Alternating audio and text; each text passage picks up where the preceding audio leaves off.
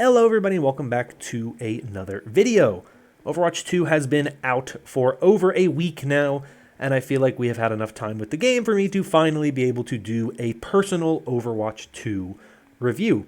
Now this review is not going to be a review where at the end of this I thought it was, a 10 out of 10 or a 5 out of 10 or anything like that. This is going to be a review where I just give you my thoughts on the game.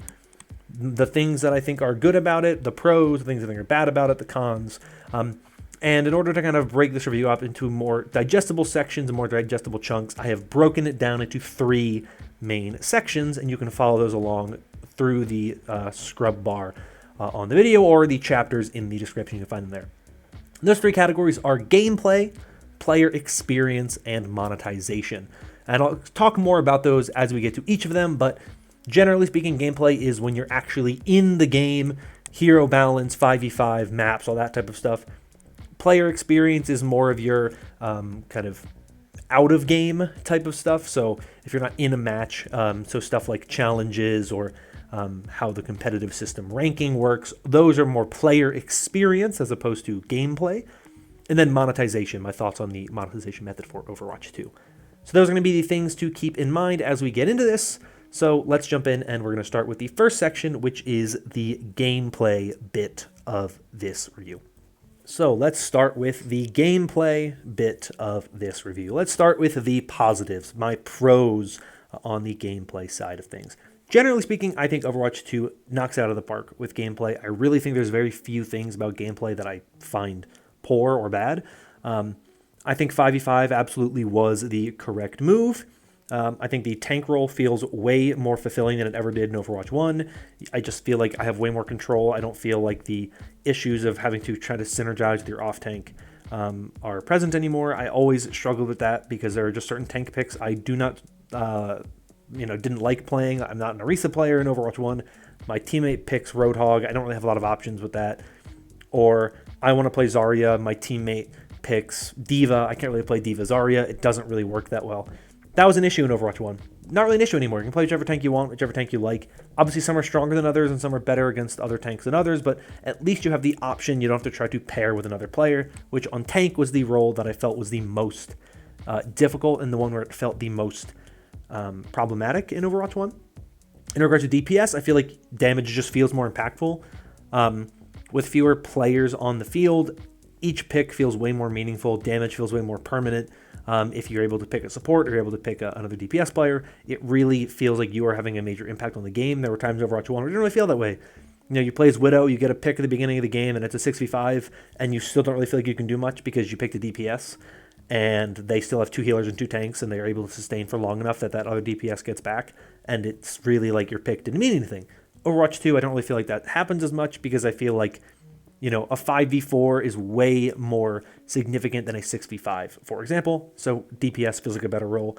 And I think support, it is more challenging to play support now, but it feels better and more active than it did in Overwatch 1. I think when games go poorly in Overwatch 1, you could usually kind of last and you could kind of sustain for a while.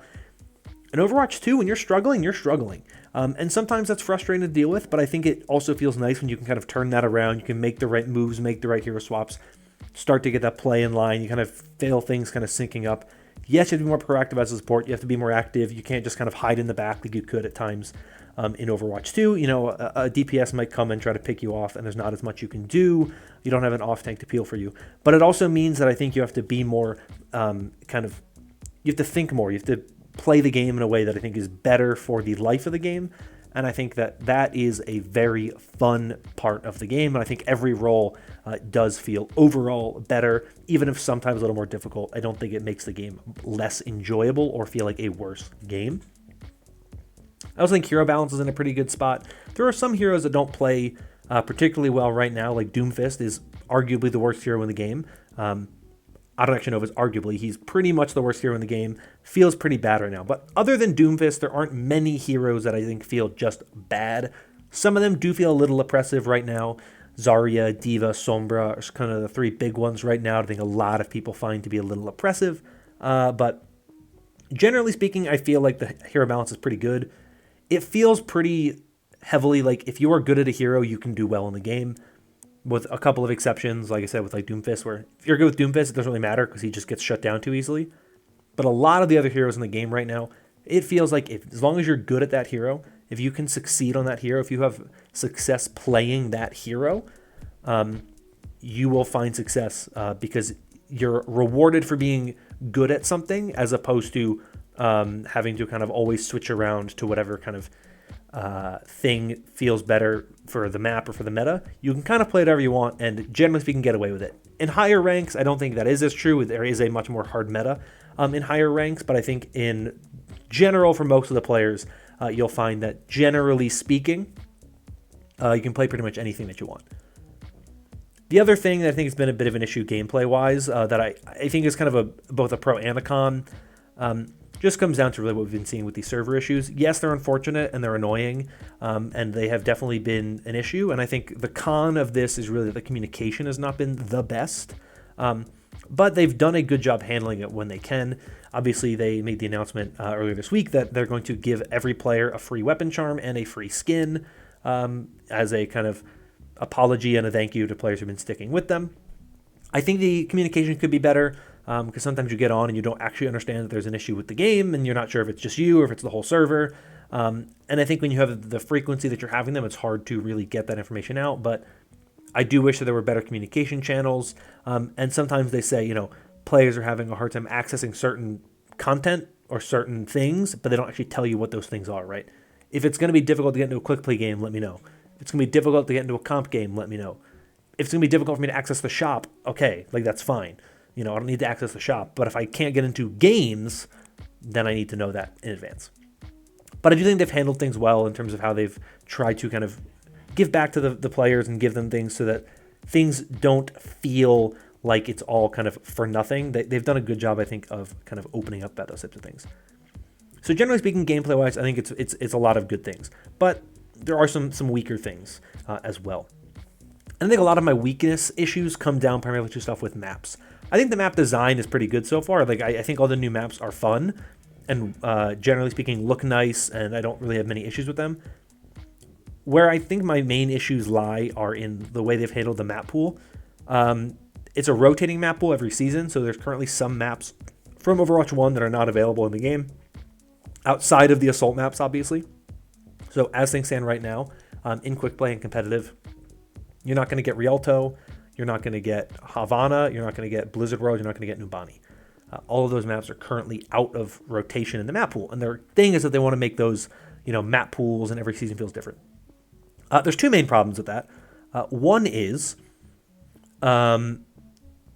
the current map pool with those maps out is actually smaller than the map pool in Overwatch 1. Now, it's only one map smaller, to be honest. It's not that much significantly smaller, but it feels much smaller because when you add 6 new maps and then you are getting the same, 12 of the returning maps, and 5 of those are your control maps, and then you have a few other maps, like Kings Row and Eichenwalde are back, and Hollywood are back as your assault, your hybrid maps, and then in Escort you have Junkertown, Route 66, and Dorado.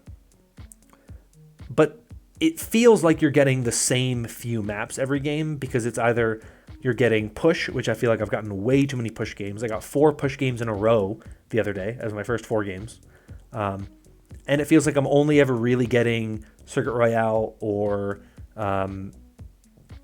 Paraíso or Midtown. I'm getting those maps more frequently, I feel, than I'm getting Kings Row, than I'm getting Junkertown, right? And sometimes in the past they've done that, where when a new map comes out, they prioritize that in the queue, so you'll have more games on those maps. I don't know if they're doing that right now, but it certainly feels like it because there just isn't as much in the map pool as there was before. And the way they're doing the rotation, to me, just is not something I want. I'd rather just be able to play all the maps.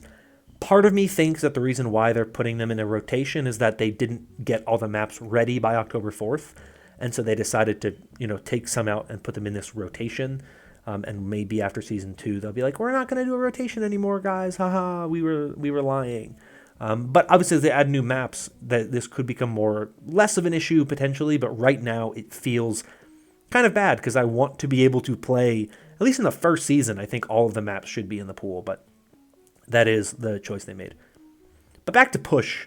I'm not the biggest push fan. I think push has some issues as a game mode. I think it's an interesting concept for a mode, but I think that there are some things that should be done to improve upon it.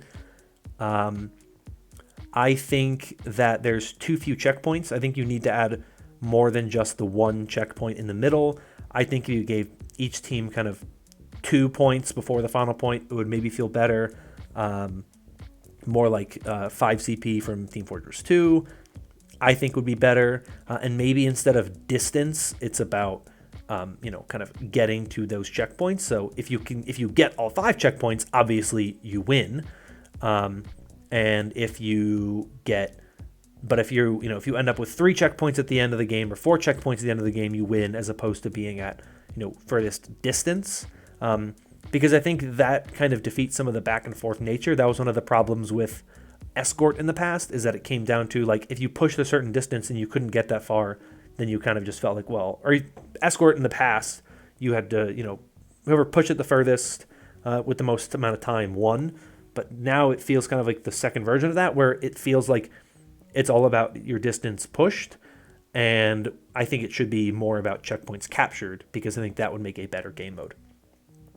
And just something else I want to kind of add on to this is I'm curious to see what Assault would be like in 5v5. I feel like Assault in 5v5 would be better than it was in 6v6. But to me, it can't be much worse than what Push is. I think Push as a game mode has too many issues that I think needs to be worked out and fixed, and I think it should be just made better. Maybe that's adding more checkpoints and making it a checkpoint-based game mode. Maybe you have a feature that just makes it so that fights don't feel as bad. Maybe something like if you're off the bot for a certain amount of time, it starts going back towards the middle of the map, so that the team that is kind of trying to hold the team back and kind of send it backwards. I don't know if that would actually help. I think checkpoints would be the main thing to help. But I think it would be nice to see, at least in some way, let us try Assault in 5v5. Maybe it's an arcade mode for a little bit where you can play the Assault maps. Maybe it's just something they try out in as a seasonal challenge type of thing.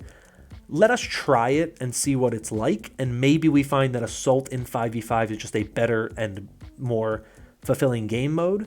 And maybe when we've lost Assault for Push, maybe we'll get a different appreciation for Assault, and maybe we'll find that maybe the game mode wasn't as bad as we were led to believe for a long time. That's kind of not really a pro or a con, the Push or the Assault thing. I kind of just want to try it out again in 5v5 and see if it'd be any better than what it was in 6v6. Those are my general thoughts on the gameplay. Overall, I think gameplay is more positive than negative, but there are some things about it that I do think are not necessarily as good as what I would like from what we've gotten so far. Let's move on, however, to the player experience side. We can talk more about gameplay once the PvE stuff comes out, and we can talk about that side of the game when it drops.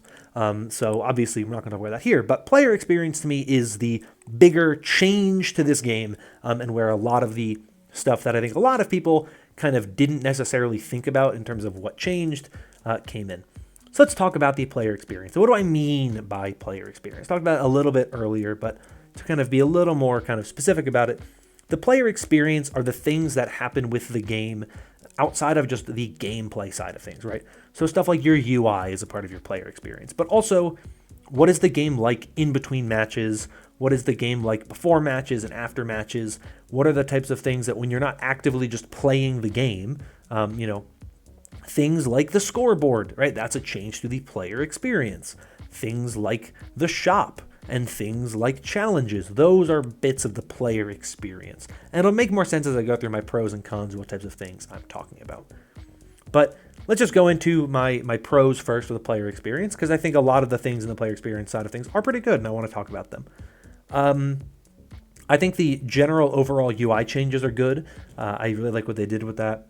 I like the change to the scoreboard. I like the change to the overall look of the game. I like the menu look, all that type of stuff. Feels new, feels different, feels unique.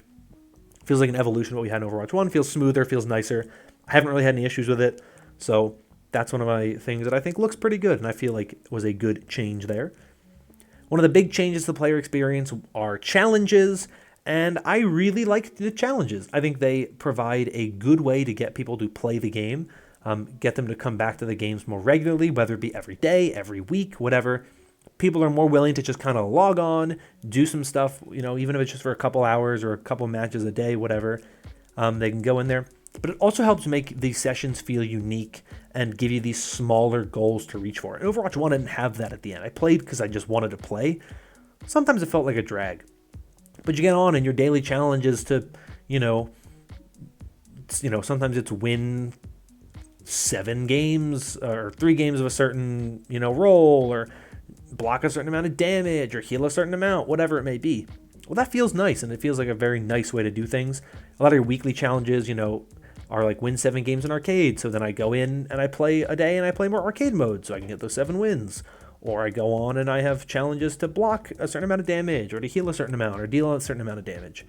Those are nice changes that make each experience and make each session feel unique, not just because you are getting specifically different matches, but also because you have different goals every time you log on to play the game, which I think is nice and a good change from that. I think that the cosmetics are amazing in this game. I think they look really nice. I love the new stuff. I love the weapon charms. I love the souvenirs. I love what the skins look like. I think a lot of them look very nice. I will talk more about skins later in the monetization section, but in terms of just the way they look, the quality of them, I think they look amazing as always. I think they've done a great job. They've also obviously upgraded the graphics and stuff, so all the models look really, really nice, which I think also helps with the way these new skins look. I like that they're kind of going for theming with each season. I think that also helps your cosmetics look really cool, and it makes each season feel more unique as well, which I think is a good change there as well. The rank system I think is good. I think the ranked system moving from a SR system to a kind of skill tier system is good, because I think skill tier system just works better. I think there was so much more anxiety behind when you played it before, and it was like, was my SR going to move up or go down after every game? Some people have said they prefer the old system. I do not. I think competitive is way less stressful now because you're not worried about dropping SR every game.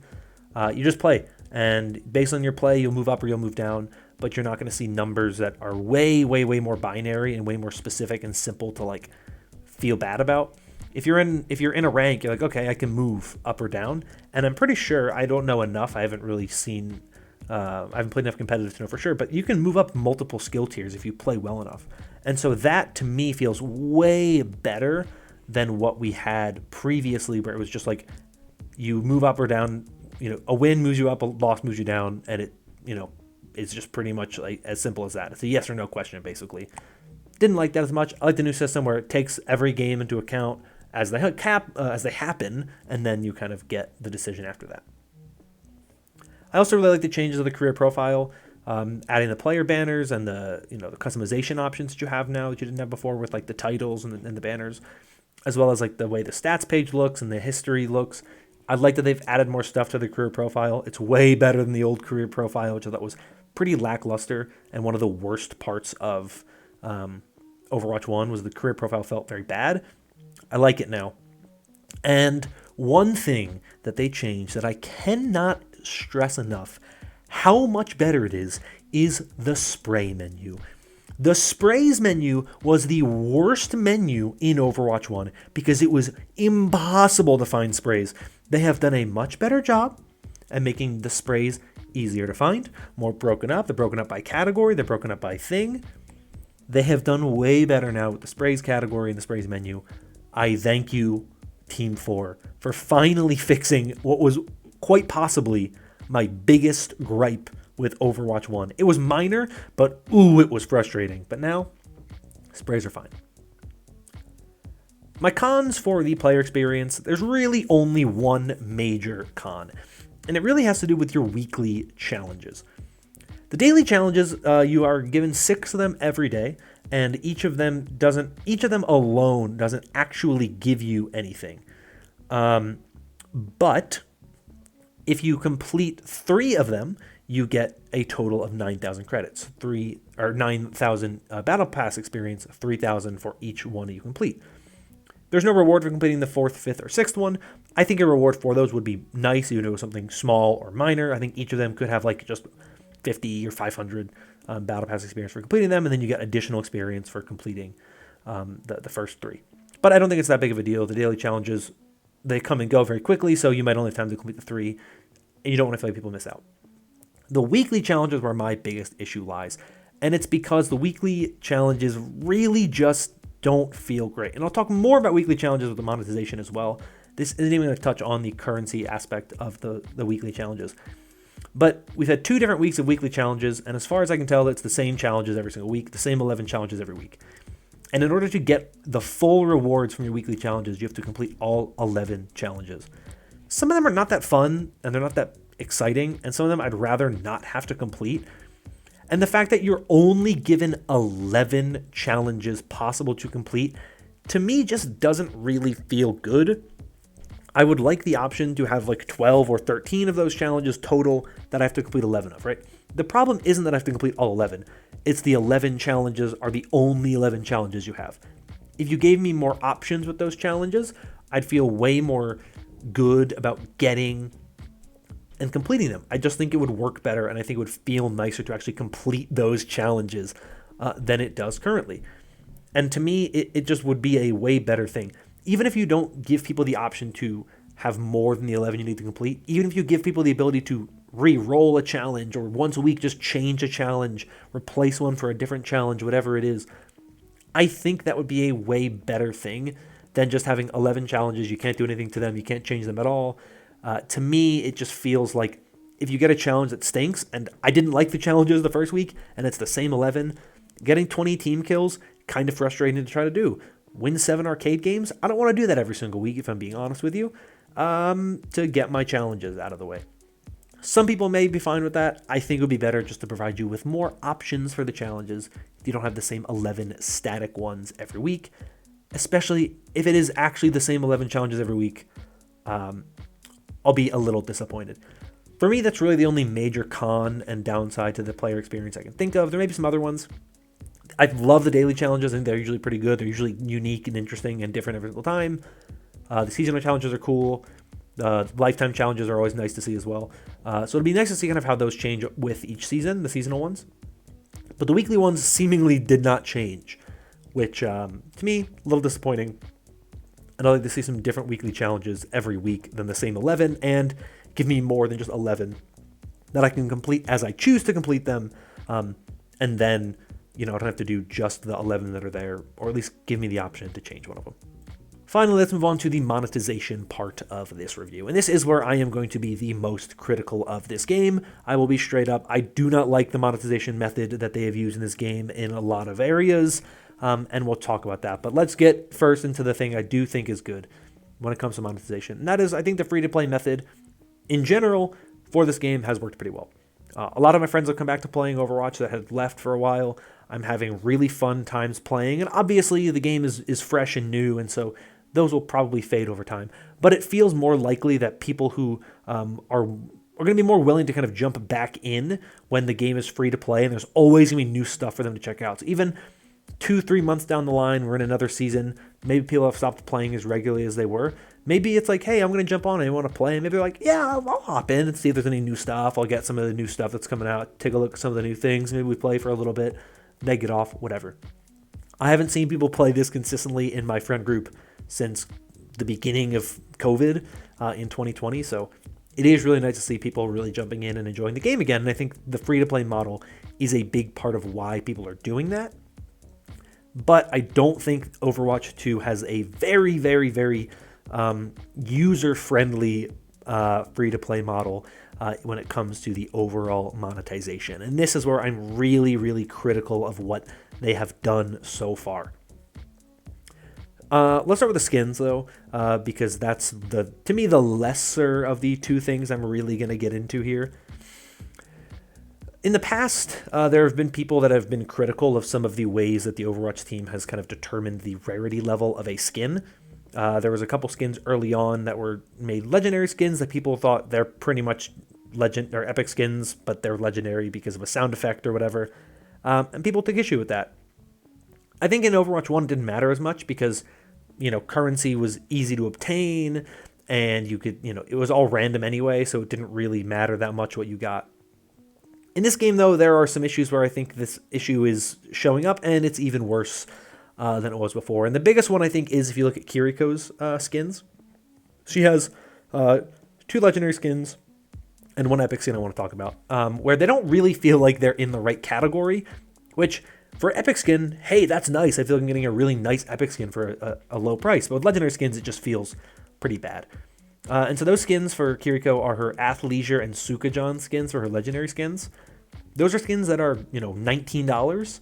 And they literally, Sukajan is a little bit more changing. And I guess technically you don't have to pay for Sukajan. It's the Twitch drop skin right now. But that skin is literally just the same model for Kiriko with a jacket instead of the robe that she wears. That's it. That's the only real difference. The pants are the same, the shoes are the same, the weapons are the same. It's just the jacket that changes. On the other side, you have her Matsuri skin, which is an epic skin, and it changes her entire model. Her entire outfit changes, she has a hat, her hairstyle changes. This one's an epic skin. And so for the Matsuri skin, yeah, that skin being an epic skin feels really nice because it feels like you're getting a really nice skin for a pretty good value at $10 because this looks like a nice skin. Why would you buy the Athleisure skin, though, when really it's just the same Kiriko that you usually get wearing a jacket and it's $20? And that to me is a bit of an issue, right? Like, I would much rather spend $10 on the epic skin than the $19 or $20, whatever it is, on the Athleisure skin, which to me feels like a ripoff at $20. It does not feel like a legendary skin, and it certainly does not feel like a skin that should be worth $9 more than the Matsuri skin. Now, maybe this will stop being an issue in the future, but these are heroes that don't, Kiriko doesn't have a ton of skins right now. Junker Queen doesn't have a ton of skins right now. Sojourn doesn't have a ton of skins right now. Now, I think Sojourn's legendary skins are really, really good, and they feel like legendary skins. Junker Queens, they're a little bit more legendary, I think, than Kiriko's are, but even then, they're not the most legendary skins. Sojourns are really, really good, so I have no complaints there, but with Kiriko, it's the most obvious where you look at her skins, and you just kind of think, these are not legendary skins. These are not worth $9 more than her Matsuri skin. And that's kind of my complaint on that part, is that if they don't get those pricings right and those kind of classifications right in terms of rarity, there's going to be some skins that are just not worth the price, and that some people are going to buy them, and it's going to feel like a ripoff. Now, obviously, you don't have to spend the money, but my argument is, if you don't spend the money on the skins, if you price the skins wrong, people don't buy them, then the game doesn't make any money. So you have to understand what the pricing should be, and I don't think they've done a very good job at that with some of the skins. And the pricing maybe is a little too high in general. $19 for a skin, some people might say it's a little too high. I think it's fine, so long as the skins look good. They also regularly put them on sale, so it's not that big a deal. There's always skins on sale every day, but I do think you need to be very, very smart and careful with how you're pricing these skins, because if you classify them wrong and make them too expensive, people aren't going to want to buy them. And that's going to make people lose trust with you as developers if they feel like everything that you're putting up is a ripoff. You have to be very careful with that, and I don't think this first batch of cosmetics, especially with Kiriko, has done a very good job at that. But the other thing that I think is really the big problem is the currency gain in this game. You can gain a total of 60 Overwatch coins a week. And when your legendary skins cost 1,900 coins, that means it takes you almost 4 full seasons of grinding your weekly challenges every single week just to afford one legendary skin. 2 whole seasons to afford one epic skin, or 2 whole seasons to get enough to purchase the battle pass. The fact that the battle pass is $10, the premium battle pass is $10, and you don't have a way to get the currency back that you got or that you spent on the battle pass is not a good method, in my opinion. Fortnite, which I never thought I'd be talking about, Fortnite in a positive light on this channel, their battle pass, when you buy the battle pass, if you complete the battle pass, you will get enough currency to buy the next battle pass. Just from that. So that means a player realistically could spend $10 and get every battle pass ever, if they play enough. And some people might say, well, that's not a good method because then people aren't going to spend money. But if you give people the currency just from playing through the battle pass and playing the game more regularly, they might be more willing to spend money in other areas, because they are spending $10 on the battle pass and then they get that every single season. Then maybe they're like, well, now I have, some extra money lying around. I'm not spending $10 every couple months on the battle pass. So maybe because I haven't bought a battle pass in 2 months, I'll spend $20 on a skin. or I'll spend money here or money there. I think you have to give players more opportunity to get currency. The reality is there's really three main camps of players of games like this. One side are the players who are going to spend money on anything. They don't care. Money's not an issue. They see things, they like it, they're going to spend money on it. Some people are like that, and they have no qualms spending money. Some people are in the middle, where they'll spend money on some things, but they're not going to spend money on everything. I personally fall in this camp. I'm perfectly fine spending $10 on the Battle Pass every season. I don't feel good spending $10 on an epic skin or $19 on a legendary skin. I would like to get legendary skins by playing the game and getting currency and feeling like getting a legendary skin is something I have earned, but not by having to play for 3.5 seasons just to get one skin. That to me feels way too infrequent, and like gaining currency takes way too long. The final group of people are the people who no matter what are not going to spend money. There's a ton of people out there who don't want to spend any money on your game. And if you don't give those players a reason to keep playing your game, they're going to stop playing.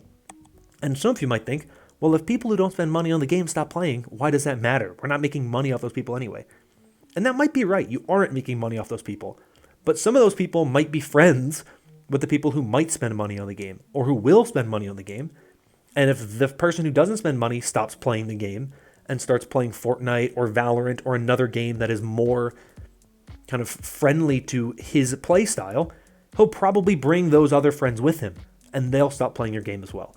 You have to appeal to the side of the base, the player base who don't want to spend a lot of money in your game. And that's why I think you have to make getting currency in-game way, way better, right? Even like if you just look at the math, right? The fact that it takes literally 4 seasons to be able to get one legendary skin by grinding weekly challenges, getting every single weekly challenge every single week is too much. It is too infrequent. That is not enough currency. I understand it's a free-to-play game. I understand their goal is to get people to spend money on cosmetics. But you have to provide for those audience in the middle and on the left side who don't want to, or the far side who don't want to spend money, so that they will keep playing and feel motivated to play the game, feel like they can get cosmetics, and not feel like they're left out because they can't unlock skins, right? Especially new players, right? Like new players are going to come in, they're going to have no skins, and they're going to get like 3 from the Battle Pass that are like mid, and they're never going to have any skins for any other heroes. And that's pretty rough. You don't really want to do that, in my opinion. So that, to me, is the biggest thing where I think they whiffed. There needs to be more ways to get currency. Put them in the Premium Battle Pass. Put them in other places. Maybe make, maybe put them in the daily challenges or some of the seasonal challenges or whatever. Just put more ways to get in-game currency. Even if it's putting it in competitive and taking out the competitive points and putting currency in. And you buy golden weapons with the regular premium currency. Or you just have a secondary currency that you can earn that maybe you have to have more of that currency in order to buy certain things, but you can still earn it. Whatever the way that you do it, I think you need to have another way to get currency and be able to acquire skins. Because right now, that to me is where this game is at its biggest flaw, is that getting currency, getting cosmetics is just way too difficult. And it's way too pricey for the average player, who some of them might not even be able to spend money. They're a child, they just don't have the money, they just play for fun, whatever. They don't have the ability to spend that type of money on stuff, and they feel like they're left out. They're going to go to other games where they get the ability to get those currency things more frequently. That's why, to me, you have to really nail giving currency to your players in more ways than just 60 coins a week. So, in conclusion, overall, I do think Overwatch 2 is a very good game. Most of my complaints with the game are things that are fixable and are easily kind of changeable, right? You can pretty easily, relatively speaking, add ways to get more currency. You can pretty easily change prices. You can pretty easily, make adjustments to things like the map rotation or things like the way the rewards are for the weekly rewards and whatnot. Push is not an easy thing to change, right? If you have to make changes to push as a game mode, I think there are a lot of different types of things that you have to deal with in order to get that to be where you want it to be. But generally speaking, I think the game is overall easier to kind of change the things that are, I think, more negative of the game, Whereas the things that are way more important to get right at the beginning, which is the gameplay, is good and in a good spot. So no numerical ranking, obviously, like I said, but I will just say overall that I think Overwatch 2 so far is very, very good and a very solid game, and I'm excited for the PvE when that does come around. I think that is the thing I'm most excited for with Overwatch 2. It's a shame we haven't gotten it yet, but I'm still excited for it, and I'm very, very, very much ready for when that does drop sometime next year. So let me know your thoughts on Overwatch 2 in the comments down below.